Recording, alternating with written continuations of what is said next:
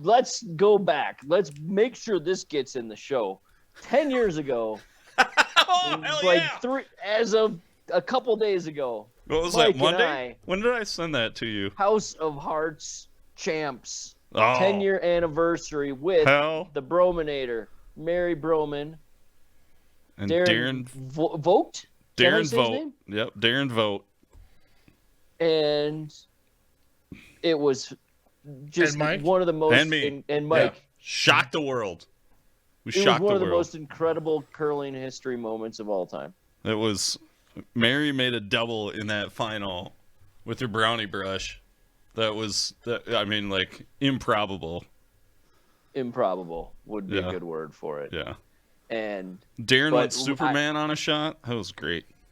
I was reminiscing via text message with Mike and Darren the other day. Yeah. Because Mary, now I don't remember if this was the first game or if this was just I don't think it was the first end, but at some point fairly early in the weekend. Yep. Mary had, when we called the shots, Mary was playing third for me. She put the broom down and she'd stick her arm out. So I knew which turn to throw. And, I'm the celebrity skip and she's, You forgot the air quotes around celebrity skip. Yeah. I was. Back then I was good. It was big shit back then. 10 years ago? Come on now. So she does this every shot. And then one shot she doesn't. Yeah. And Mike and Darren and I are celebrity House of Hearts charity spieling drunk. Yeah. Oh yeah. We were in our cups. We are fully functional, but we are not even close to sober. And we're having a good time. Mary stands down there and she holds her broom and she holds it straight up and down. It's not like she's holding the broom out in front of her. She's just holding it straight up and down. And she didn't put her arm out. And I stood up and I just screamed down the ice, "Mary!" And she looks at me. "What turn am I throwing?" She just immediately sticks her arm out. It was she couldn't believe she'd forgotten to put her arm out. Couldn't believe that she'd forgotten to tell me what turn to throw on the shot that I had just called. There was Craig made the shot. It's a good thing he made it because there's no chance Darren or I could have swept it because we were laughing so fucking hard. It probably took us 3 minutes to throw the shot after I said that because me and Mike and Darren were laughing so hard at the other end. I couldn't get it together to get because before he did it, he looks at Darren and I and he goes, "Should I ask her what turn to throw?" And we started dying. And then he stands up and yells at her, and she's like, "Oh my god!" And she put her arm up. We laughed all 8 sheets stopped what they're doing. Why is he yelling at Mary? It was She's amazing. the nicest woman on earth. Oh god, we love Mary so much. Oh, it was so good. She's the best. Hey everybody, welcome to Curling Nation Season 2, Episode 13. Craig and Pep get erased from history. To the show, we got Mike Peplinkski. He's a junior development coach for USA Curling, former Olympic athlete, teacher, all-around nice guy. Yeah, we talked to him about juniors and missing jackets, Olympics. All kinds of fun stuff. Former junior stuff with Craig. A little story time. Informative stuff too. Informative too. It's not just history. What am I? What's wrong with my mouth? History. No. Not just that, but information about junior program development stuff that I had no idea about. Yeah. Nice. Very interesting. It sounds like a pretty good plan anyway. Yeah. Updates. All right. I'm Mike, Corey, Craig. I'm Mike. Oh, yeah. Craig. I'm Joel. Greg. Yeah. You forgot that part. I did. We always do that part at the start. Yeah. Well, it's not like we're professionals yet. Nope. So. No, we sure aren't. No. Corey Christensen, U.S. women made it to the playoffs at Worlds. Playoffs. Yep. Great job by them. Yeah, great first job. Trip to the Worlds. Their for first trip? most of them. Most of them, yeah. Okay. Yeah. Well, I don't know. First trip for Corey, skipping. Yeah. Didn't one of the Andersons go with your sister to? They might have gone with yeah. Sinclair either. Also, Yeah. some Andersons and maybe Vicky went. Man, we didn't do our research here, Nope. did we? Nope, doesn't matter. We sure did not. We never do Sure research. did Yep. not. Research is overrated. Yep. Anyways, they went to the Worlds and they did well. First I time was as that proud team of- going to the Worlds. Good job. Yeah, First they time did that pretty complete well. team. They made it into the playoffs and they beat Sweden in the round robin, which is pretty tough to do. Yeah. And then lost on some really good shot making by Sweden. Yeah. In the playoffs. That angle raise was run in, raise, whatever you want to call it. Run in, I It guess, was- because Top-notch curling yeah. at the wrong time for Team USA. I felt pretty bad for those couple of teams that had to withdraw due to COVID. So Scotland had to Scotland did, and then Japan else? did later in the week. And I Oh, think Japan was like Japan on the did too? edge of getting in the playoffs too. withdraw. Oof. And they They were on the edge. Yeah, they had to withdraw. I think that would have been like a tiebreaker kind of deal with Japan, but it just sucks that you get that They far were right. and then Yeah, they were right in the mix. But like, I think Scotland played one game, and then one or two. One or two. Something like not very many. No. I know that was pretty early that they had to withdraw, but that still sucks. does. Yeah. And so that event was held in Prince George, which is where they were supposed to play right when COVID all started. In 2020. Yeah. In Where 2020. some teams flew in, then got off the plane, found out it was canceled, had to turn around and fly back. Yeah, I think when we had Shannon on, she said that like they got off the plane and their phones Some were blowing European up. teams like flew in and flew out, Yeah, that sucks. which sucks. So I guess And that time, nobody even got COVID. This time, Mhm. when it Flew was in and safe got to COVID. play, 2 teams got COVID. not that we know anybody had COVID. I mean, a quarter of the people there could have had it. Who knows? Oh, yeah, for sure. Yeah. So There wasn't any testing or anything, but yeah. Anyway. Anyway, regardless. all right. The U.S. men won gold at the World Deaf Curling Championship. Congratulations to them. That was pretty sweet. Nice. If you're watching the podcast, that's how you clap for somebody. Yeah. If you're watching it on YouTube. Yeah. I've played against those guys in Wausau. They're usually, at least the last several times I've been there, they've been at Wausau Men's. Mm-hmm. Nice. It's seem to be nice guys. Interesting watching them curl. So yeah, good for them.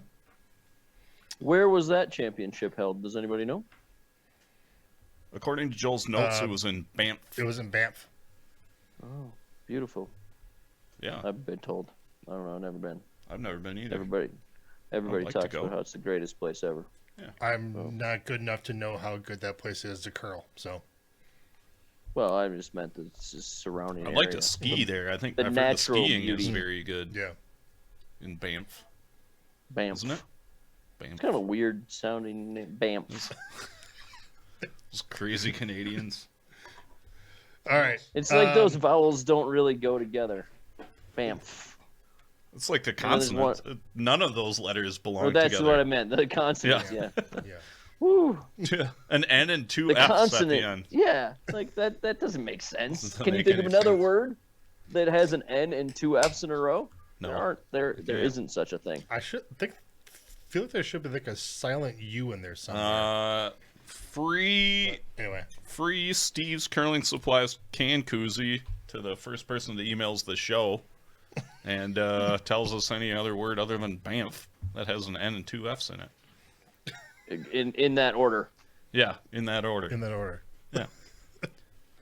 I welcome. don't think there is I'll- one. I bet Buy you. it.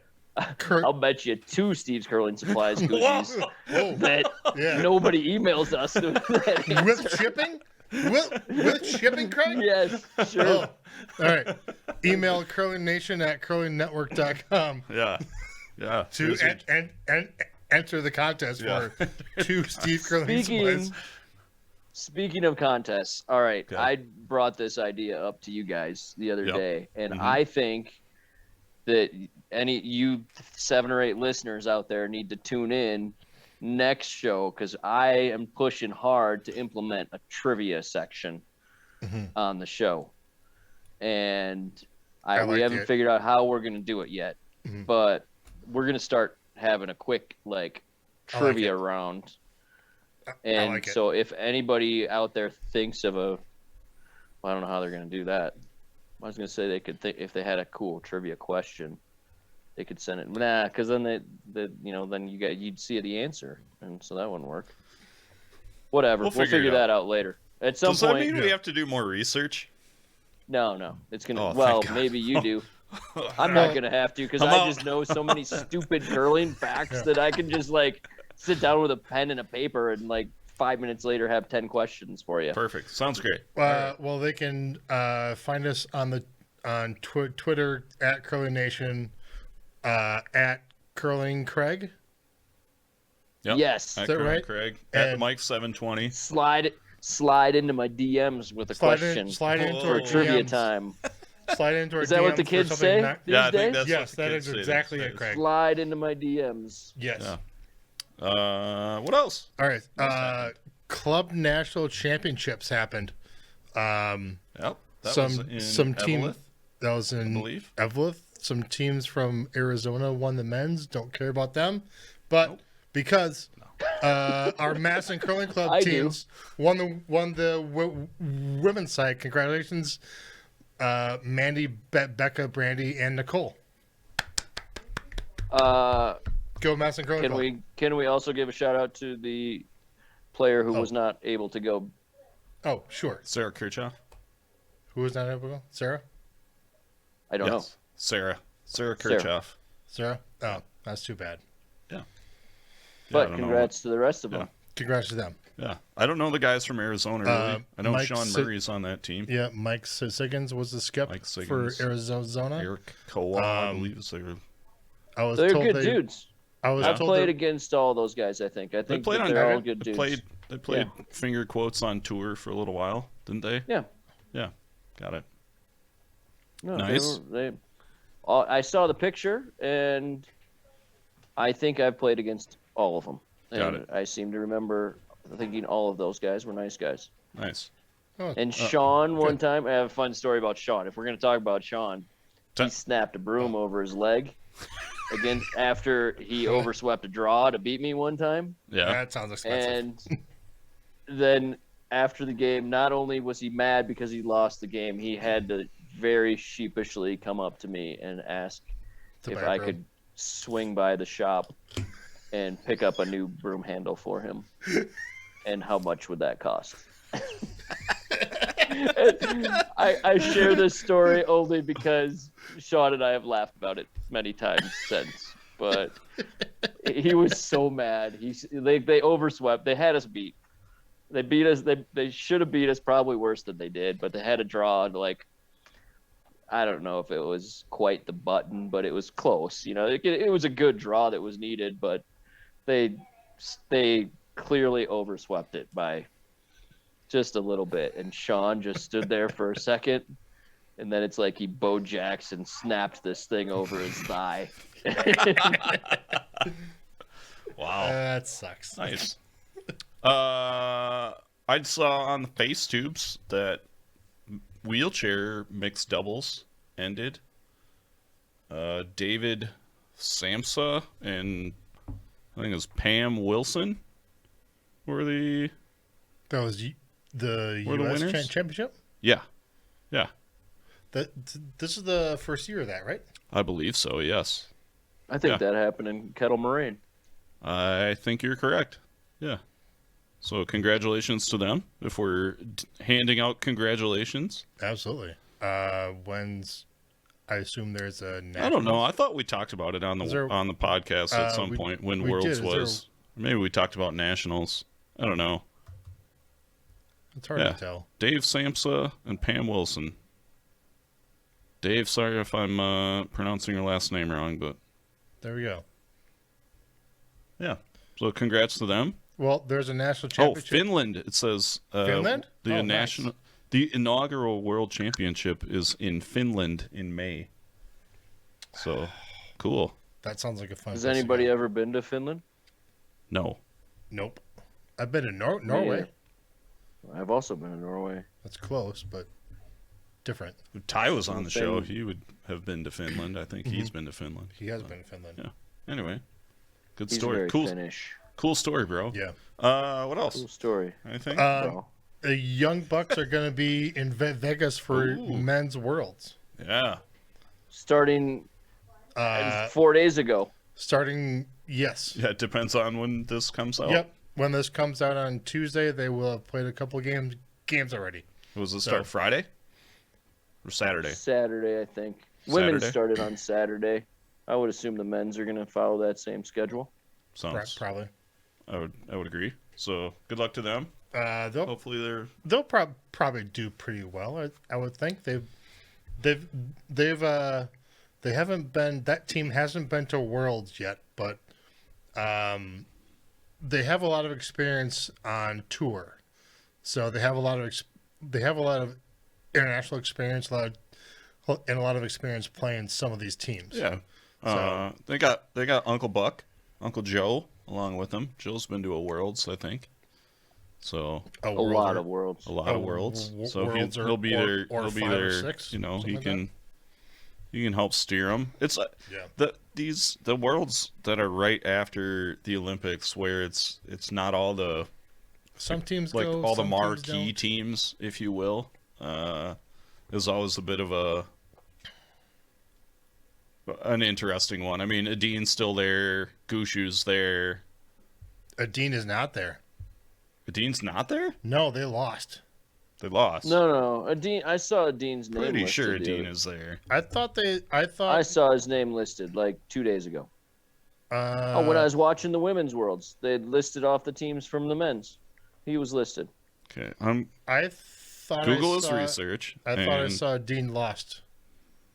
I think he maybe lost a game or two, or maybe even lost the championship. But he's still Sweden. They got all kinds of weird rules, and they just send who they want anyway. Because maybe he still got sent. Because what I saw a post online that Adin had lost the Swedish championship.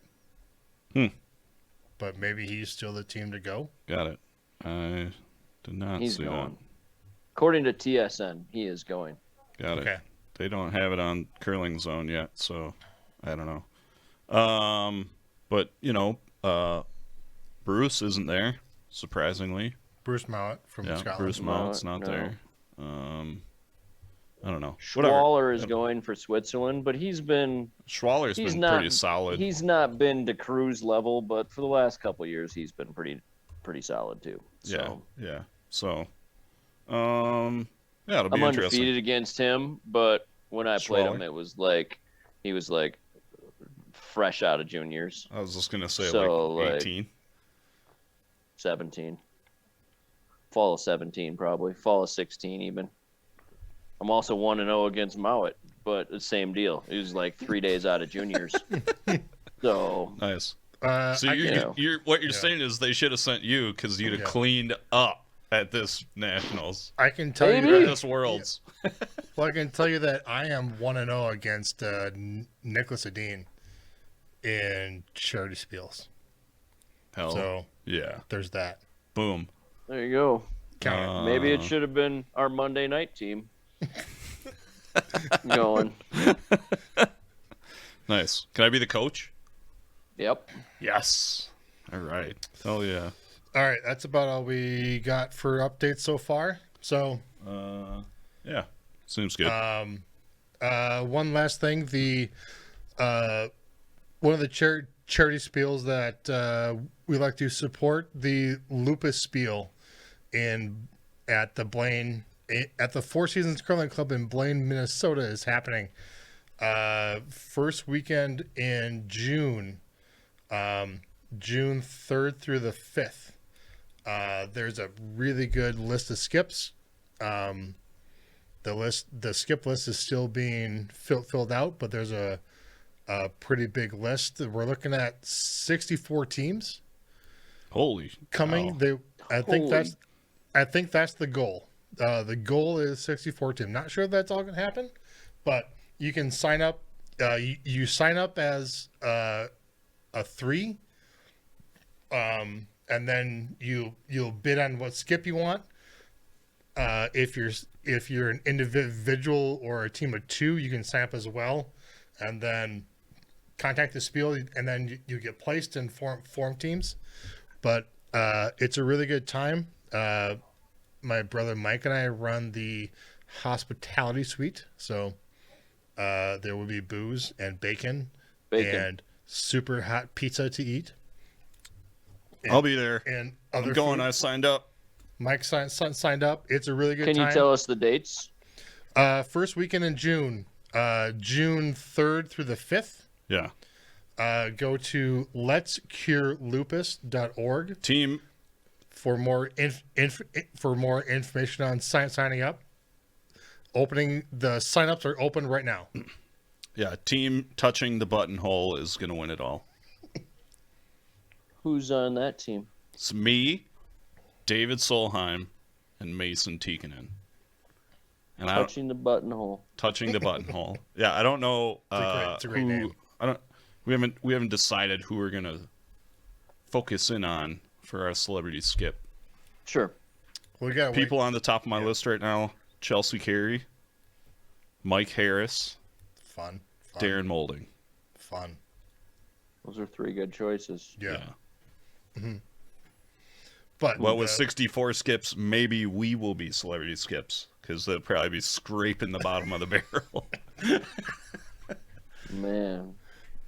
Joel, I am interested to see the graphic on this shirt you're wearing. Is that a rabbit? Is that a peace sign? Is that? It's a rabbit. Oh, let me get out of the. Does that say "I love meat"? It says "I love meat." Yeah. And what is that? That rabbit eating? A chicken wing? I think it's the heart of its enemy. I like it. Yeah. Okay. Yeah. I've just been staring at like this. Yeah.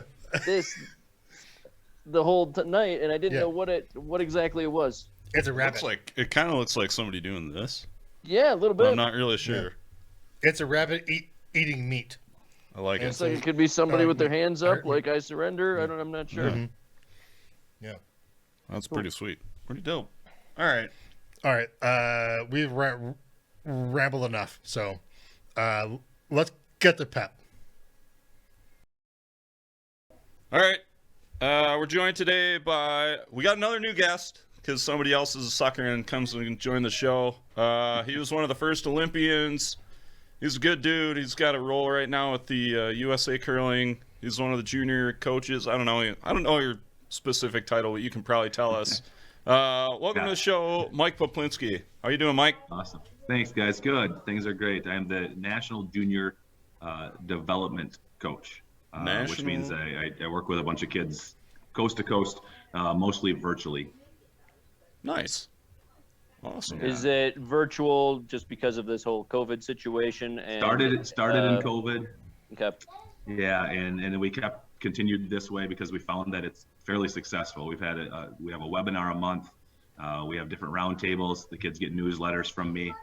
They also have a strength coach that's assigned to them through the training house. So the program's been fairly successful. I think we're able to spread our wings a little more than trying to host in-person camps or have it all centralized in the Midwest. So I just talked to some players from the East Coast and the West Coast last night, and that part of it's kind of nice. That's why the virtual part has been really good. So now is this bringing younger kids into the high performance program, or is it like stepping into the high performance program, or like what is that? Yeah, good question. I think in my brain, these kids are that next tier of players. This year, the USA Curling started what's called their academy kids. So they have one national team on both junior men and junior women, 2 academy teams which are very much the next kids in line performance-wise. And then the junior development program is more kids that are looking to gain experience, build teams, learn the finer points of the game. We talk a lot of strategy. We talk a lot of sports psych, conditioning, mental side of the game. I've been able to have a lot of great guests on that inspire. So I think we're really trying to build that the group of kids who's that kind of that next level. We all know that we don't have a ton of kids and a ton of players in that level, and I think this program is a good start for that. Got it. What kind of? I mean, go ahead, Craig. How many different teams, or now are you working with teams, or are you working with individuals, or both? Both, mostly individuals. Okay. In fact, a couple teams that I think are some higher performing teams, only a couple of them are a part of the program. It's certainly not mandatory. It's up to the families if they think signing up is important. The entry fee at the start of the year does get them, the time with me. It gets them the time with their strength coach, and then it brings in some sports psychology as well, where they're able to do some modules online. And it's a nice package to offer for these kids. I think there's maybe only 2 or 3 full teams that are a part of it. So really it's more individual based and good networking for some of those players as well. Like the one kid's out in Portland. And so he's maybe the only junior, not many kids that want to play at that high a level. Same with the Washington club. And we have one of the players is from down in Texas, and he's the only junior around. So trying to spread that level of the game to players around the country. How many individuals are signed up right now, if you don't mind me asking? This year we have 42. I believe Last year we had 54, somewhere in that ballpark. And it's a good number. Boys and girls, men and women, however you want to. Correct. In age range, probably 13 to 20. A couple on the upper end of that are aging out soon, and most are probably in that high school range, that U18 range. Sure. That are looking to up their game.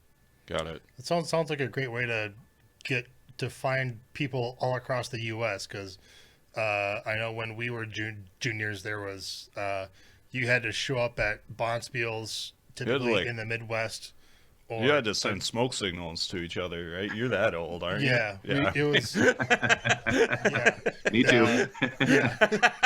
I think we all are. Yeah. I didn't play juniors, but no, yeah. So can we ask how much is the program, like per person or per player? Are there different tiers, or is it? We're working on that process to build up some different tiers, especially with the players that are in the Midwest that could go to in-person training, could maybe see me on weekends, that type of thing. Mm-hmm. I want to say the number was 300 this year, but I kind of defer to Jessica Schultz on that. That's her end somewhere of around there. The program, somewhere in that ballpark. Yes. Okay. Well, that's not terrible. I was just thinking that doesn't seem like an outlandish number for some of the things that you're talking about. Sports psychology and nutrition and strength, like a strength program. I mean, right. Some of that stuff might be things that they could talk to people at their high school, but it's not going to be sports specific. So yes. that doesn't seem. And is it all year round, or is it just kind of during the curling season? Or obviously mainly pretty new. Mainly curling season. This year we started October and we'll end in April. So very much through the curling season, but 7 months out of the year. You're getting a webinar a month. They're getting a round table a month, and that's really the round table is really nice. They're in small groups, so instead of just listening, they're interacting and with other juniors in their area, with me. Trevor Marquardt, another Wisconsin native, is helping out this year, donating his time, and just been awesome. Somebody unlike the old guy like me, somebody that they can relate to, who's been there, who just was part of the national team. So really been helpful to have Trevor a part of it as well. Got it. And these all the athletes in this program are kind of quote unquote self-identifying. Like they sign up. It's not that USA Curling is going out to events and saying like, hey, we'd like you in this program. Like this is what we have to offer. You do have to kind of buy in. Or is there a little bit of both? We started, the first year was anybody who had qualified for a national tournament, either U18s or U21s. Okay. After this past year, I asked, because I think my part of the job and the strength part of the job could happen with, I think we have room to grow. Like what I do, I have room to grow, and I know the strength coach does as well. So I just said, let's take that stipulation out of there. So most of the players have been to a national championship or qualified at least, Sure. but not all. Okay. Nice. How big would you like this to get? You know, as I've done now, I'm in year 2 of working through this. I think to me, I think there has to be a piece in front of me, in front of younger age, right? Yeah. Than what I'm working with. I think the program that I work with could handle up to 100. But I think for that to happen, I think we have to really dig into grassroots and have, really help the clubs in developing their own junior programs, and then identifying those kids, and then just to make that pod of kids that we could see move on to the national level, just grow. I think it's a little thin right now. It's a little narrow. I don't know if that's COVID or a bunch of different factors, but I'd certainly like to see that field of play grow. Yeah, I know kids get pulled in a lot of different directions now with getting other sports and prep for college being you need all this other stuff. So Yeah, time is hard. It seems like kids go sports specific a lot younger now than like back when we were in school. I still think there's a lot to be said about being a multi-sport athlete, but you definitely see kids going earlier and earlier and earlier into sport-specific training. Yeah, couldn't agree more, and actually just had that discussion with some friends. Like, I coached against a player who was a really good football player, and curling interfered with his season. Obviously, we interfere with the winter season. The guys I'm working with in Eau Claire are baseball players, and I'm sending them to a national championship, and they're going to miss time on their baseball team. So how do curlers become multi-sport athletes? And as a curler, and watching the framework of the kids that are now curling be stronger, be more athletic, and know that that's important. I think the idea of a multi-sport athlete is a really important one to not lose sight of. So the length of our season, the moving the national championships later has been kind of I don't think it's bad. I don't know if it's good yet, but I am a little nervous that we're cutting our athletes to just curlers only at a very young age. And I think we see our top players who've been athletes beyond curling. I think that's important. Mm-hmm. I think that's an interesting topic, knowing you and knowing your experience as a youth. Right. Like, you couldn't have participated in any more sports than you did. And, Right. Same with me, basically. Like, it Yep. was, and, we curled, but we played baseball, you played basketball, you played football, Right. I played soccer, whatever. Yeah. And I think the specialization, I don't know, just the direction society seems to be going with that is very discouraging to me. I agree. And I would love to see it not, at least through high school, like, let kids be able to play in everything they want to play in. Yep. Once they're done with high school, like, sure, they, then if you want to be a curler, like, serious, then you got to decide, I guess. But, don't cut away, don't eliminate all chances of participating in high school sports because curling is too long or too, like the association says, oh, well, you got to go to these events in September, and you got to go to these events in December, and you got to go to these events in April, to eliminate all those other things. It would be a shame. Yeah, and there are a select few, and where curling is their only sport. That's all they've been introduced to. They've become good on the ice, but that's few and far between.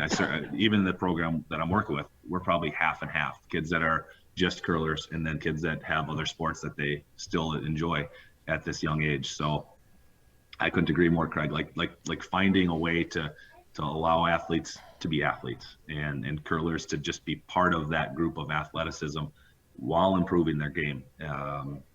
It's a tricky subject, and it's hard to find the right solution to that.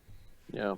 How many, roughly what percentage of the participants are male versus female? I'm just trying to think real quickly. We're pretty close to 50-50. I maybe a slight edge to a few extra males in the program, but both years it's been really close to 50-50. That's pretty good. Yeah. I would have guessed like 60-40 or 70-30, honestly. But more males or more females? More males. I mean, just I don't know. I mean, I'm looking at. I think. Go ahead. I think the sport in general is close to 70-30, like at the club level. Right. At least. And so I wouldn't have been surprised at all if you told me it was 70-30. Right. I'm just thinking about I'm glad like to the hear membership. it's closer to 50-50.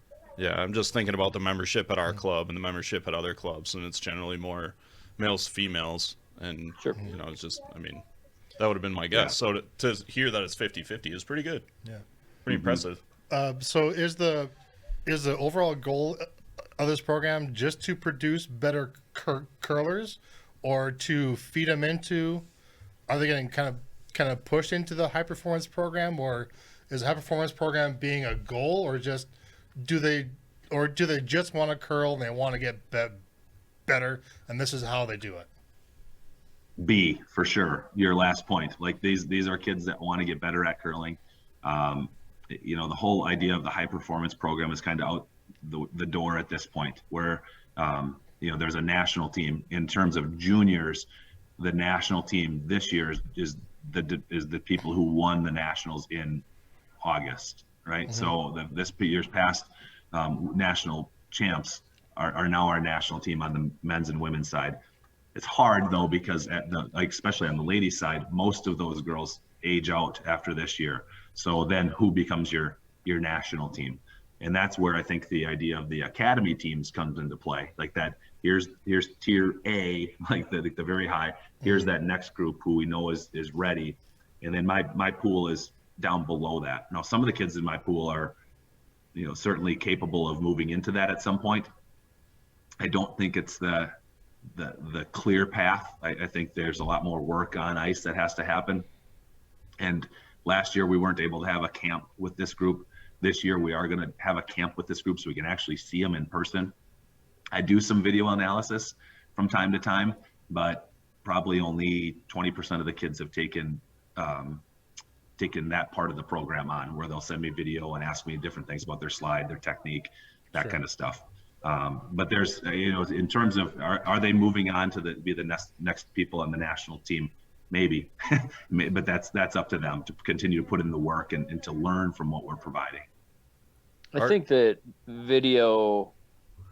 sending videos in has got to be tough from a coach's point of view, because like if you can't see it in person, mm-hmm. and you can't try to make adjustments on the spot, right. Like that's hard. It's got to be challenging. And so like in person's got to be just, you know, leaps and bounds more valuable, and you can't do that currently. Right. So what's the situation with this camp? When is it? Where is it? Is it full? Still being finalized. Early August. Waiting for somewhere in the cities, most likely Chaska or Blaine, to be able to provide that ice time, and the final details are not out there for the kids yet. They do know a summer camp is coming. They do know the tentative time frame. Again, it's another one of those moving parts that would be nice to have some solid answers on sooner than later. As a parent, I'm guessing your summer calendar fills up fast, right? It's like, let's try to get these things on the calendar as soon as we can.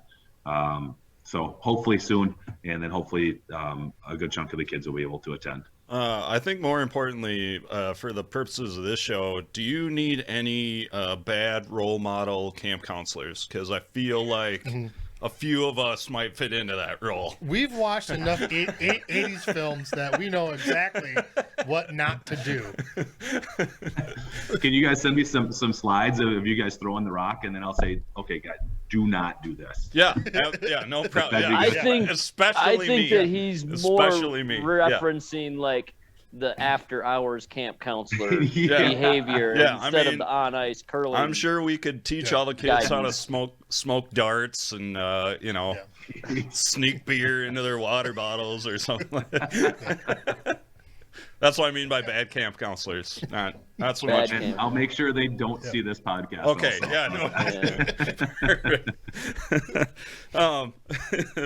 As far as a real question, are you or somebody else, are you at all instrumental in like pairing these kids up and like trying to help them form teams, or do they kind of do that on their own, or I'm laughing because you leave that to the soccer moms, or that is, you couldn't have timed that better. I have a team of girls that has one player who can't make it because she is a spring sport athlete to the U21 championships in Stevens Point. Okay. I reached out to a number of players within the program. I wasn't able to find one, but over my time of coaching and having a boys team from Eau Claire, I also am connected to other curlers in Wisconsin.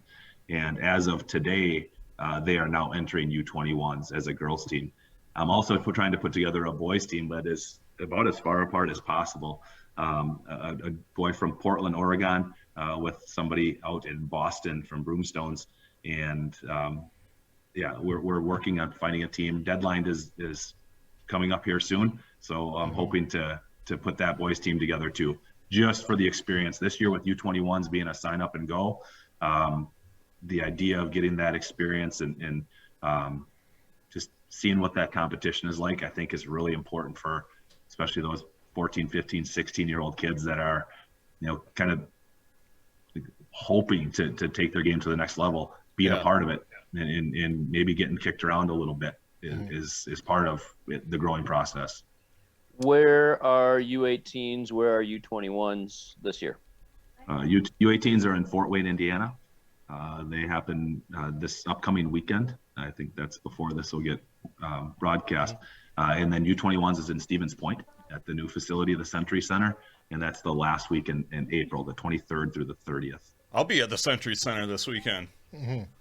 Mixed bonspieling. Mixed spiel. Usually their last go around, but they saved the ice for nationals. Guess so. Nice. Have you been there before? No, this will be my first time. I have not either. I'd like to go as well. I was supposed to go for their opener this year, and then that's when Delta started to surge, and we decided to respectfully bow out. So I did not go. Got it. So I'm looking forward to going this weekend. Yeah, I actually played in the opener, and what a beautiful facility! Like just the idea of watching curling. Mm-hmm. The base level has a kind of a lower ice level, and then it's elevated a little for like the bar area, and then they have an upstairs as well. So I just felt like I could go anywhere in the club and watch curling, and that was really nice. Yeah, Casey Konopacki sent me some videos when they were getting it all put together, and I thought it looks really nice. Just got to get there in person. They did a great job. So, yeah. All right, so if somebody wanted to find out more information about the junior development program, how would they do that? Through USA Curling. It will be publicized, I'm assuming, in this upcoming fall, maybe August, September. We usually get the word out to sign up and register, and then the camp or the whole program starts early October. All right. Let's move on to next topic. Yeah, well, we're just coming off the Olympics. Yeah. I'm not going to let you skate out of here. If we want to come back and talk junior stuff, I think it was the last Olympics. You have a fun story about reclaiming a piece of memorabilia. Do you care to your jacket? Your jacket? Oh my goodness, I do. Yeah. Was that was during the 2018 games, right? Yeah. Bizarre. Tell that story because my wife and I were in the moving process and of course, you go through bin after bin of stuff that you collected and don't need. And somehow along the way, I packed my opening ceremonies jacket into one of those bins that go to Goodwill, unbeknownst to me. Like, I had no idea. And I got a random phone call at my school, I believe. She was able to look me up. So long story short, this lady found it, saw Pep on the inside tag of this jacket, found it at Goodwill for like $8 or something ridiculous. Nice. And anyways, found my name on the inside cover, had heard of me in the Eau Claire area, found that I was a teacher, called me at my school or emailed at school, one of the two.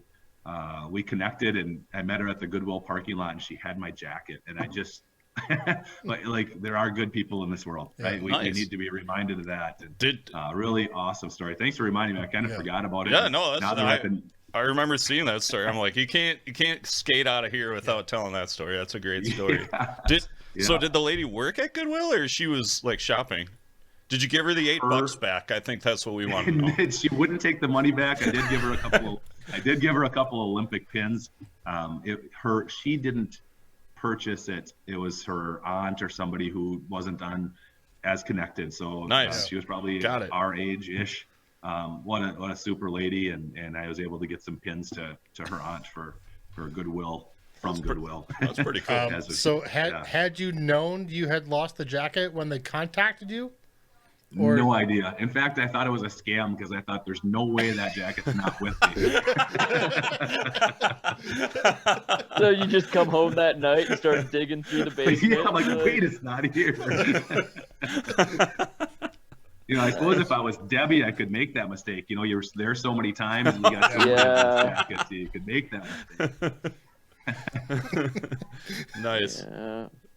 Going once, though, memory. Like you don't have as much of that proper Olympic gear. Then you're supposed to know where that is, Mike. Tuck that away. Yeah. Label that box a little better next time. Yeah. I could see that happening real easy, though. In the process of moving, things that are just such a disaster. So. Yeah. You're like, we haven't opened this box in 3 years since we moved into this house. Yeah, we just sent it to Goodwill. There can't be anything good in it. You can't be anything good. We moved into our house probably a little over 2 years ago. Yeah. And we moved during COVID, so I moved most of the stuff. My wife and I moved all the stuff ourselves, and there's still stuff I lost. Like, I don't know where, I don't know where it went. Nice. Check Goodwill. Fell off the truck. It fell off the truck on somewhere. The way. I don't know. Nice. Good stuff. So, Mike, what are you doing for curling nowadays? Like, you've been out of competitive play for quite a number of years. Give us a recap of what you've done since you quit playing competitive stuff, and then we'll jump back even farther and highlight what you did while you were still playing competitive stuff. Yeah. The last competitive thing I did, I was somehow Laura Delaney Racler decided it would be a good idea to ask me to play mixed doubles before mixed doubles got popular. So like in 2014, it was the Nationals was at our club, so it was a sign up and go. So I gave that a crack and realized I was too old for that. But other than that, I've been playing at the club level, trying to grow the game in Eau Claire. I try to get 2 to 3 bonspiels with friends, with people I've introduced to curling, and try to go to different clubs either around Wisconsin or Minnesota. And that's been just absolutely a great time. Meeting people that you forgot you played against, because when we were playing, like people knew us, right? And then they wanted a chance at us, and we were just going through game after game after game. And my memory has failed as far as like who those players were. And I'll shake hands before a game and say, hey, good curling. Well, yeah, we played against you in St. Paul in 2006. And I'm like, good Lord. So that's fun. Did you beat me? How'd we do? So that's been fun. And just in the last 3 years, and the junior development program was part of it, but I started coaching, and I got asked by Charlie Thompson, who is a member at Eau Claire, a junior. And since then, I've had various teams at the U21 Nationals on the boys' side. and have really enjoyed that. Had a really good run this past summer with the team that became silver medalists. But this year, then just prior to that, I started a team of just Eau Claire guys.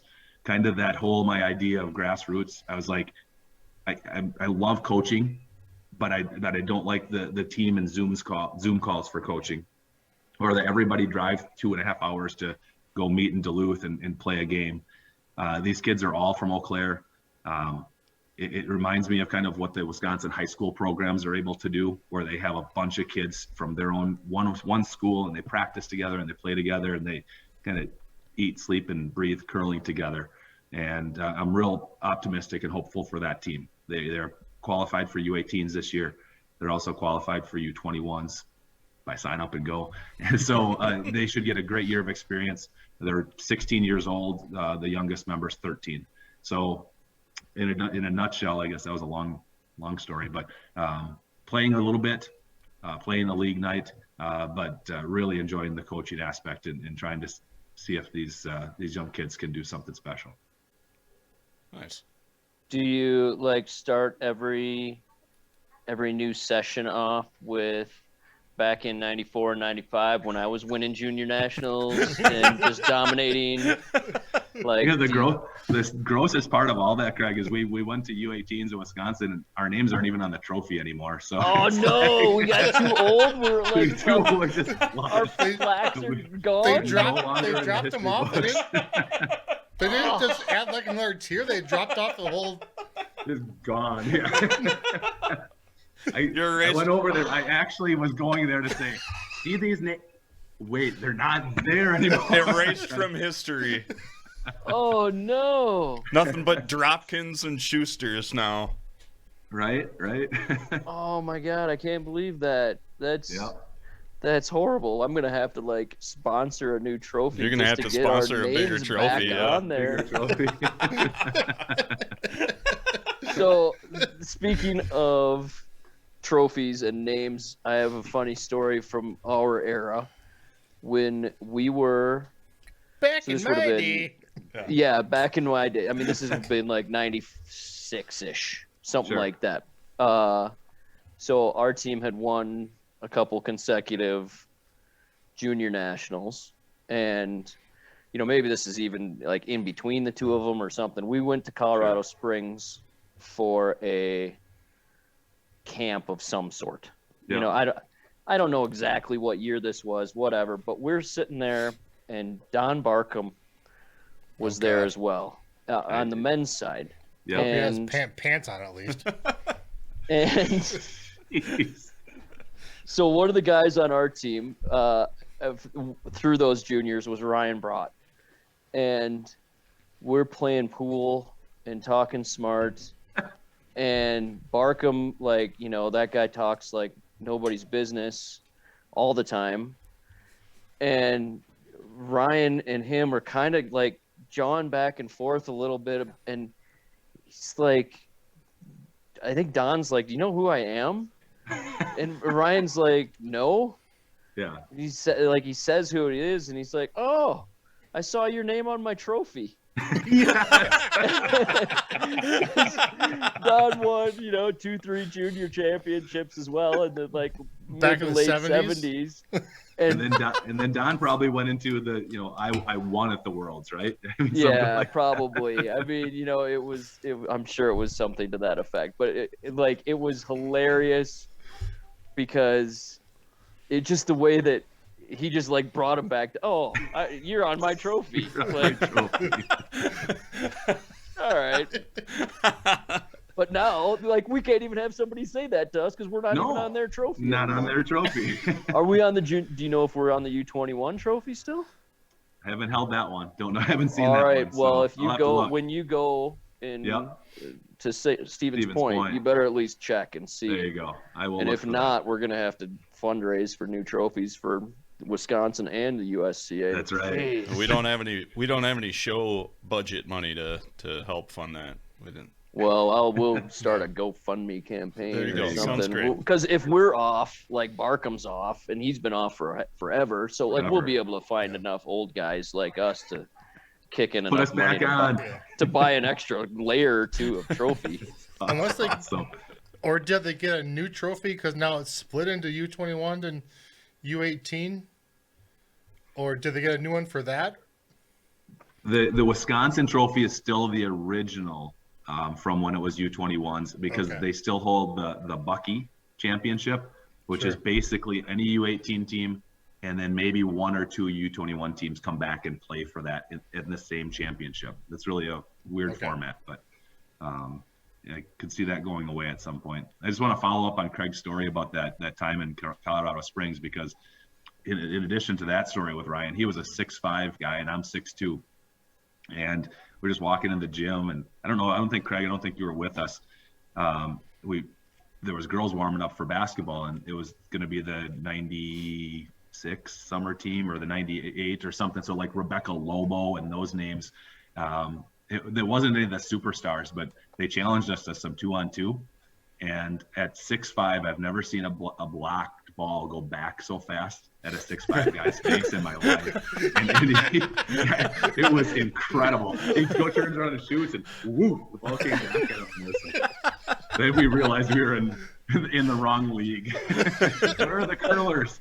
And that's why they are going to the Olympics for Yeah. basketball, and we are in a summer camp for curling. Probably like Cheryl Miller, like one of the greatest female basketball players ever. Been Good awesome. It might very well have been, but like back then, women's sports got like zero publicity. Correct. Yep. Compared to nowadays. Like even now, it's just, they're super shortchanged, but So back much then less. it was 100 times less, and so it could have been the superstars, and we wouldn't have even known who they were because all I knew was Rebecca Lobo for some reason. Yeah. So, yeah. It's fine. That's still a pretty good story. Yeah. Good It's a good times. story. Huh. All right, so I already just recapped that Mike and I won a couple junior nationals. Then you went to the Olympics with Somerville in '98. Yeah. Now this is for some people who are a little older, but I had experiences playing against and one weekend with Team Somerville. Nice. I also have had some experience playing against Somerville. Not with you, Pep, but on their own. Yep. Okay. I know your personality. I feel like I know their personalities. How did that dynamic work? They're very different. To put it nicely, they're very different. Yeah. For 20-some, however many years it's been, it's really hard to think of something bad to say about my experience. We don't need to go into my health story, but I was struggling, right? I had a kidney transplant right after the Olympics, 4 months after. And when games were over, I went and slept. So if they spent bar time or they did things, I didn't do a lot of that. It was just the on-ice time. And I think John Gordon, the lead at the time, would tell you, he's apologized to me over and over, like for how I was treated. And I guess I didn't absorb that or know that. Mm-hmm. I knew my health was failing at the time. I knew I was, a step away, right, from something pretty special, something I could talk about 24 years later on a podcast with you guys.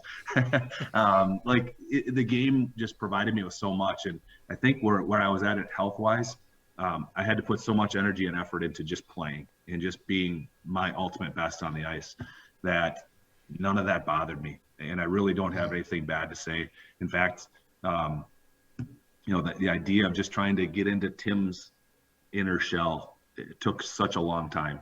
That was the one thing that I take away from it. Like he never trusted me until he needed to trust me. And I think even through the trials process, he was able to just win it because he was that good. But when we got to the Olympics and when we were in process for that, he started to let me kind of into that inner shell a little bit. And probably one of the toughest things I ever heard him say was like after we won the semifinal game, we went back and Tom Casper, our coach, had us room together so that we could get together a little closer as far as like just mentally on and off the ice. And he just turned to me and said, Pep, I'll never be as good as my dad. And broke my heart. And the guy never did accomplish what his dad did, but to try to live in those footsteps was impossible. So just big shout out to Tim and big kudos to him. And again, most of the people that are gonna be watching this probably never got to see him throw a rock, but he was a magician with that thing. He was incredible. So just huge shout out to those guys. And I don't have anything to say negatively because I didn't mean it that way, and I can see how it came off that way, and I just meant there's just such a difference in personalities. For sure, and more so than anything, but like, just how it had to be a little awkward for you, but the health thing is something I hadn't considered. You had your own things going on where maybe that almost made it easier from a personality point of view with those guys. But no, I think Tim's forgotten to some extent in nowadays. Right. Today's curling. But there was a stretch of time where it didn't look like it. Like if you watch the guy slide, if you just looked at him, he didn't look like he was going to be this guy to win games, and he just won games and won them and won them and won them, and he won them throwing it hard. He won them throwing it soft. Yeah. And he did it when he was, swearing at his teammates, and he did it when he was it didn't matter the situation. It's mentally it did. Yeah. Crazy. Like he just the whole fitness, the sports psychology, all that was just brushed aside for sheer talent with a rock in his hand. Yep. And I played against him. It was the Stevens Point Cash Spiel back in 2003 ish. And the stuff he could do with the rock, like he would throw it so hard and just make everything. Like he had the rock so precise, but he would throw it so hard and hit it exactly where he wanted to run back and make a double or something. And it was I got to see just a treat to watch. Incredible. Sauce.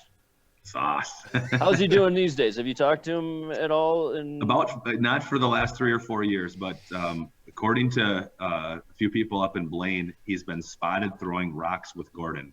Okay. So that's awesome to see that he's back on the ice, because he kind of threw the game away for a long time. Just didn't want to be a part of it at all. We had our 20th year anniversary of the Olympics, and we tried to do something in Eau Claire, and he wouldn't come. Still kind of shies away from that kind of stuff. So it's good to hear that he's out on the ice and obviously doing well to some extent. Okay. All right. Mike, I think you're on a little bit of a tight timeline, so maybe we should get to our kind of wrap-up questions. And, sure. Yeah. Joel, fire away. All right.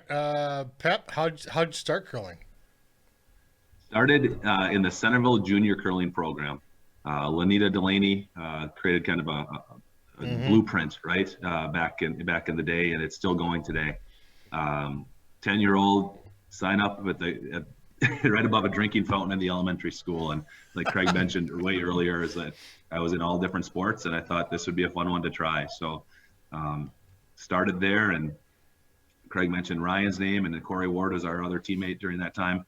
Ryan and Corey and I were the 3 that got off the bus together at age 10 and 11 and started. So Craig joined that ship probably when you were 16 or 17, Craig? And it's about something like that. Yeah, incredible. Pretty good run there for a while. We played, so we would have played the 92-93 season, and we didn't make it out of state. We won. We had like the greatest Spiel season we could have dreamed of. Incredible. We won a couple Spiels. We lost the final of like the St. Paul men's, which was like the biggest cash Spiel in the men's cash Spiel in the U.S. And we went to state and like just crapped ourselves, so to speak. You can say shit the bed on this podcast. Shit the bed. Shit the bed. We did. And then after that, we won everything for the next 2 years worth of juniors. Yeah, they were good. Do you recall who did win that year? From Wisconsin. Wisconsin, John Brunt won. There you go. Wisconsin, with his hand in a cast. Yes. And I still, because I played with Brunt for 8 years, something like that. And every single time he had a bad game, I told him he needed to find that cast. He could only throw with like 2 fingers, and I mean he was so. He broke his wrist, I don't know, doing something stupid because he's Brunt. Funny. But then, when he'd start playing bad, I'd ask him if he knew where his cast was. At least that would help him keep his wrist high and not right? dump the rock and. Easy release. All right. Other than your home club, which at this point I assume to be Eau Claire, where's your favorite place to curl? What's your favorite club? I'm still going home to Centerville, right? All right, you don't get to call. Actually, this is a different. Okay. He didn't phrase that right. Any place that you've ever considered your home club. Okay. I like going to St. Paul, and Craig alluded to some of the success we had up there. Now in my fun days, they have the Fireball Bonspiel, which was a good time, but close enough to my current home, 1.5-hour drive, and always good people, good competition up there. So that's my quick getaway and a good place to go play. Nice. What's your favorite spiel? A Halloween spiel, the Fireball, anything that has enough crazy going on, and it's okay to lose. I'm still awfully competitive, so I don't like losing unless there's something like that. I'm okay because that's just for fun. So, have you been down to the Halloween spiel here? One time, it was incredible. 5 years ago now, maybe 6. So it's been a bit. So got it. That's still good. I'm also a high school football. Oh. I'm a high school football official, and that's like our last Friday, right? Yeah, so I never can get down. That's tough. Yeah. Got it. How many positive comments do you get from parents versus negative comments when you're high school football officiating? Like, is it 50-1 negative, or is it the basketball? You're probably 100% right on 50-1. Football, I'm so far removed from parents that all I can hear is the coaches, right? So the coaches are probably only 10-1 bad to good because they're trying to suck up a little bit too. So. Sure. You can throw a flag if they're a little too blue. Absolutely. Right? Yeah. Got it. Ever powerful flag. Setting money or championships aside, what's the best or weirdest thing that you've ever won? Yeah, and obviously I knew Craig was on this, but we were part of the first team to ever beat Team Russia, right? Okay. Somewhere over in Switzerland. I think your sister's team and your dad's team, we were all there, and we got a chance to play a Russian curling team, and according to Stevie, we were the first team to ever beat the Russian curling team from the We might have been the first team. That meant we were the first team to ever play them. Correct. Correct. Yes. Oh, okay. Got it. Yeah. That makes the sense. Eau Claire Bonspiel for years was sponsored by Leinenkugels, and winning a signed Leinenkugels paddle was my favorite thing to do for a few years there. So that was nice. Wow. Nice. There must be a couple of them at Goodwill though, because I can only find 2, and I know I want. Oh, damn it! I would definitely take a Leinenkugels paddle for my basement. Right? That would be outstanding. Oh, man. I once had a signed picture of. It was a Polaroid of me and 2 of my college roommates and Jake Leinenkugel, or one of those. I don't know. One of the brothers. Yeah. One of those Leinenkugel brothers. We were about 20 Liney's deep into our night before we met them and got our Polaroid with them. But we all had a Polaroid stuck on our fridges for years, just as a joke because we were all just red-faced and glassy-eyed. But did you ever confirm that it was actually the Leinenkugel? Yes. Like it wasn't just some It guy? was one of them. Yes. Okay. I'm positive. I do remember that. It was like just some big giveaway at like Brothers Bar or something like that. Nice. So they had, That's cool. I've been known to walk around and tell people I'm celebrity of sorts, and yeah. This was legit. Got it. All right, I like it. All right. What's a skill or talent outside of curling that we should know about? I love all sports, and I've been connected to high school baseball for a number of years. I coach at Eau Claire North, and I think just the idea of coaching youth for a long period of time. I'm going on almost 20 years. We got a couple state championships to our name in Division I, which is on our side of the state. It's a rarity, right, for a team from this side of the state to come and win a state title in any sport. So very proud of what I've done with North Baseball. I'm the varsity assistant, have been for all of those years. So I don't have to deal with all the the parent stuff, right? And the head coach is a good friend of mine, and I think that's been probably one of the most things I'm most proud of over my career. As a teacher, I love to coach, and that's why getting into curling coaching has been exciting for me. Yeah, that's a fun one for me. Go North. I lived in Eau Claire for a long time. I would have been a North Husky had we not moved away. So nice. Yeah. Good deal. What do you teach? Fourth graders. Okay. Oh, God bless you. I hear that a lot. Nice. All right. What advice would you give to curlers looking to improve their game? You know, I don't think you can take this game further without getting a gazillion reps. I'm a huge advocate for throwing as many rocks as you can. Just like we watch golfers every weekend swing the club differently, curlers throw it differently. For as much as we think we can streamline and teach one way, to get better at this game, you have to throw rocks. You have to have the touch. So I think that's important. If you're really trying to get to the next level, I think coaching.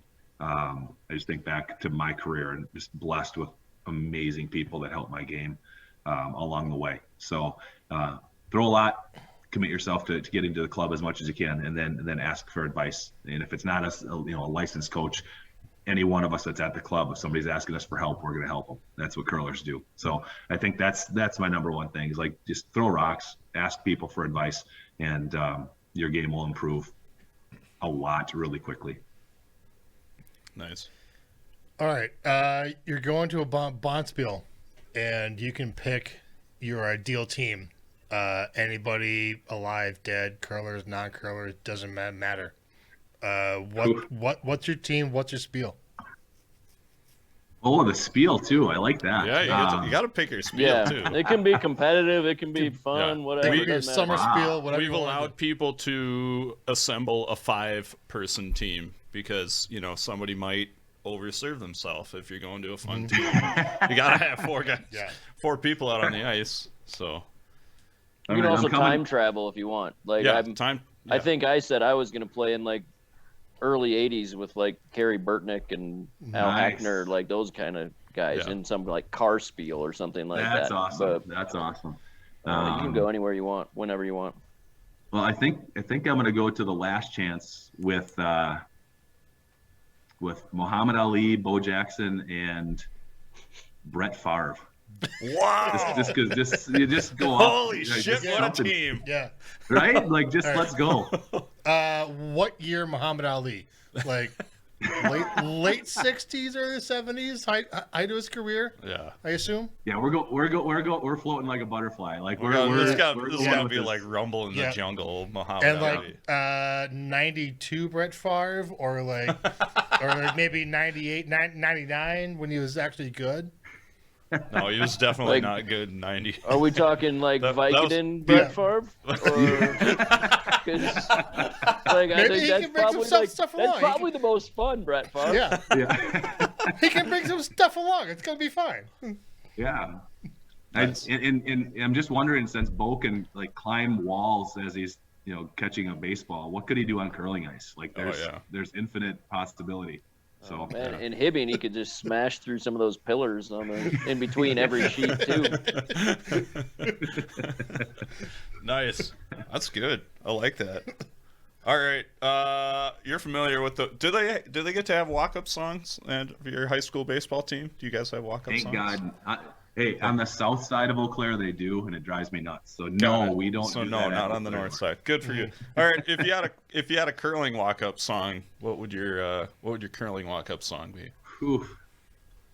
You know, from way back in this, don't make it mushy at a good time, but like Garth Brooks was huge when we were good, and he came up with the song "The River," and that's kind of been almost a song that I've lived by a little bit.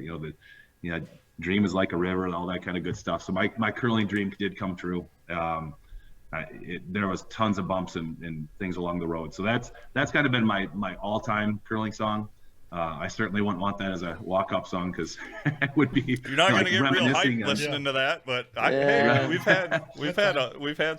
had some strange songs. I mean, Eve Muirhead listens to Nickelback. I mean, There you go. Yeah, it's not good. She won a gold medal. Yeah. We ridiculed her, and then she went and won a gold medal. Probably Nickelback right before the game. Yeah. Incredible. So I do think the Gambler is a good fit for curling. And I think the way that we played and kind of, one of the things I'm most proud of in my career is I remember Dave Garber, good old Dave, writing an article for the Curling News about how our team, Craig, kind of changed the game of junior play a little bit in the sense that we didn't mind taking on the guys' teams. And to do that, we gambled, right? We mixed it up. We couldn't go shot for shot with them hitting. So we kind of put the strategy to the test. Listen to Steve, listen to Neil, Daisy along the way, and just being able to gamble with what we were doing on the ice, and we were pretty confident with it. So I think that would be, if you got to change from that, a little Kenny Rogers would help and pump me up a little bit. Well, old school country on the playlist. I like it. Yeah, I like it. That's great. Yeah. So if you have Spotify, you can look up Curling Nation on there, and we're all the songs that everybody's said over the past 2 years are on this one list. That's awesome. It's real eclectic. It's a real eclectic. It's a real list. It's weird list. It is a weird list. It's all over the place. It's great. Yeah, it's great. It's great. You gotta look into the mind of some weird curlers. Yeah. Right. All right. Don't just put it on like during quiet time in fourth grade class though, because there's some things that fourth graders aren't supposed to listen to. Okay, fair. So, I think there's some explicit lyrics. So good stuff. All right.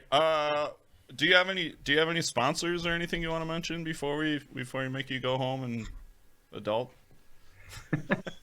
Is my school district part of that? Yeah. I got nothing, man. Nothing. I got nothing. Okay. No. My junior team does, but I'll leave that to be my junior team, and they've done well. Got it. good. All right. Well, thank you Thank for you coming. very much, Mike. Yeah, Thanks absolutely. for being on.